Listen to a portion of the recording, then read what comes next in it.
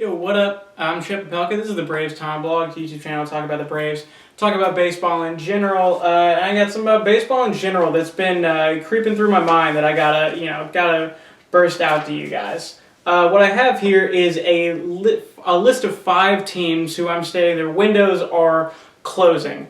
The significance of it is that in baseball you can typically spot from a mile away when a team is about to collapse, when things are about to go sour after a run at contention.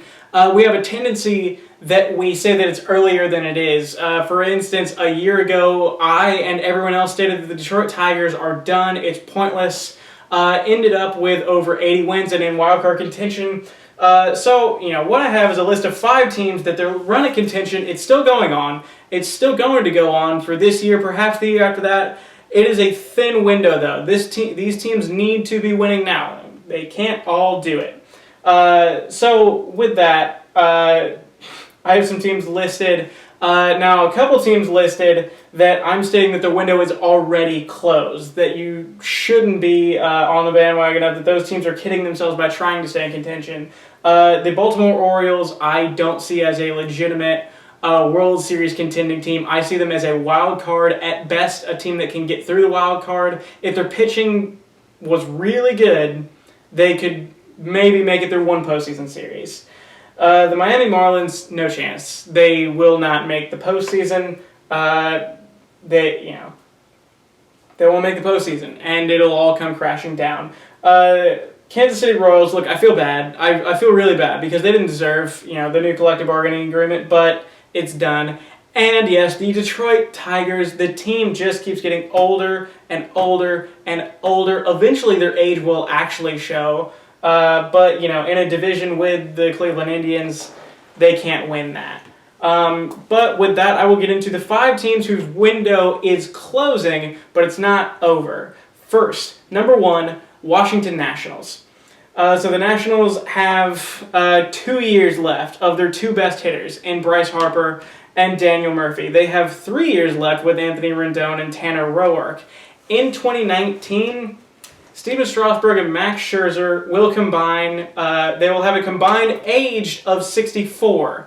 In 2019, together, they will make $72 million. This is a team made to win a championship immediately, right now. That's what this team is built around, because they're terrified of the year 2019 when 2 of their best players will leave. That's why they're willing to make some not-so-rational decisions. Number 2, second team, the New York Mets.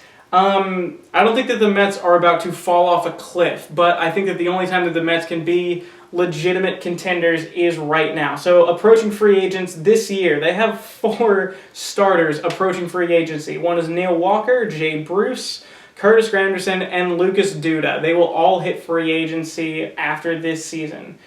They have 2 years left of Matt Harvey. They have 3 years left of Zach Wheeler. They have 4 years with Jacob deGrom. You see how each one is going to progressively go? I think that they will sign Noah Syndergaard in the coming offseason, but they'll lose their starting pitchers one by one until it won't be the starting staff that we view it as. And I think that got started this past offseason when Bartolo Colon left.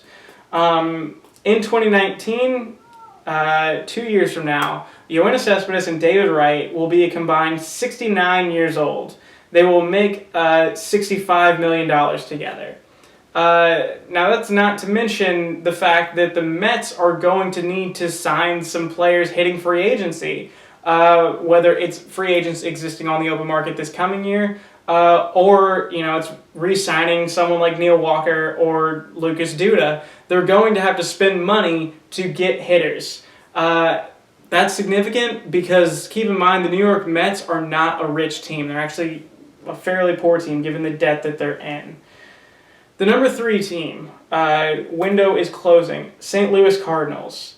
They fell just short of the postseason last year. Now, the St. Louis Cardinals are one of notoriously the most well-run organization in professional sports. Now, they've had a run at contention dating back, honestly, about a decade or a little over a decade, but this team is acting like a win-now team. This team is making decisions that aren't super rational because they see the win-now window. So let's take a look at some bad contracts on this team. Mike Leake, 5 years, $80 million. Dexter Fowler, 5 years, $82 million. Brett Cecil, 4 years, $30 million. Why? Because they're willing to pay more in the long term in order to get good players for this coming season. They have 7 players on the payroll, all of which, or the top 7 players on the Cardinals payroll are all over 30 years old. That's guys like Wainwright, it's guys like Yadier Molina. What's the shortstop's name? I'm blanking on it. The team is already old as things are. Now, the thing is that the Cardinals have a core in place. They have Carlos Martinez, they have Michael Wacha, they have Colton Wong, they have Aledmys Diaz, they have Stephen Piscotty, they have Randall Grichuk, and they have Alex Reyes. So they have a core in place that can take things over. The issue is, can they be a team that picks off where the last Cardinals team has left things at? And that can they do it at a low cost, because they can't really be offering these guys big contracts in the future because all of that money is tied up in Dexter Fowler and Mike Leake. So the fourth team on this list, window is closing, the San Francisco Giants. That I think this past year they did not win a championship in an even-numbered year for the first time since 2008. I was very excited for it. This team has 9 players under contract for 2019. So 2 years from now, they have 1/3 of the roster locked up. Now, that could change if Johnny Cueto decides to opt out. But of those 9 players that are locked up, Madison Bumgarner is the youngest of them. He'll be 29 in 2019. Of those 9 players locked up, they have $145 million locked up in those players. Now, again, these aren't bad decisions that they've made. They've locked up their core that's won them multiple World Series in Brandon Crawford and Brandon Belt, Buster Posey, Hunter Pence. These are guys that have been vital to the team winning. The issue is that they're locked up long term now as they're aging.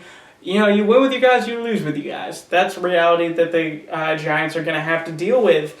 The issue is, how are they going to put a team on the field? Well, they have no farm system. They have one of the worst farm systems in baseball, and they're not going to have a pitching staff if Johnny Cueto leaves.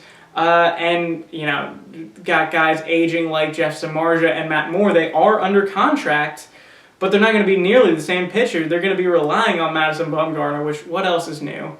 Where are they going to get pitchers to fill in around that? I don't think you're going to be able to trade for any. Not with the farm system they have. It's back to the free agent market without much money because $145 million is locked up. The number 5 team, the Texas Rangers. So they're not, with many heinous contracts. They do have 2 clearly bad contracts, which is Elvis Andrus and Shin-Soo Choo. Now they have some free agents approaching in Jonathan LaCroix, Yu Darvish, and Carlos Gomez. Now none of those should make a tremendous impact, though the team won't be looking great once they're gone. The reason I put the Rangers on this list is because the Rangers have sort of been dodging the reality of age for a while now. They have a couple guys on the team that they're relying heavily on in order to get them where they want to go that are old. And age eventually catches up with you. I'm going to paraphrase Shannon Sharpe here, but I think I can get it. Shannon Sharpe once said to Skip Bayless, and I could have watched Shannon Sharpe for days. He said, you can't, no one defeats, Father Time is undefeated. And you can take him to overtime, but he has unlimited timeouts. It was an okay point, but I could have listened to him talk about life forever. That's not the point. Some guys that have been, taken Father Time to overtime.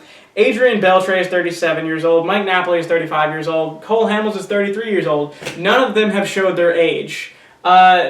Eventually, that's going to happen. Now, when that happens, they do have a core in place, such as Rougned Odor, Jurickson Profar, Nomar Mazara, Joey Gallo. That's really 4 guys. There's no pitching staff there. And after the big trades this past season, there's no farm system there.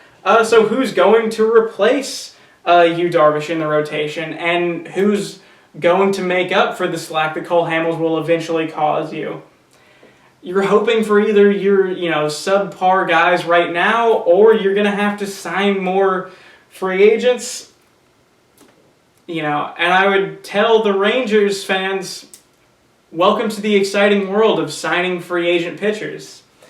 So those are the 5 teams that I'm saying their windows are closing a year or two. It's all coming to an end, though, for these teams. Other teams like the Rockies, other teams like the Braves, and other teams like the Cubs will be very good for a very long time once they're done.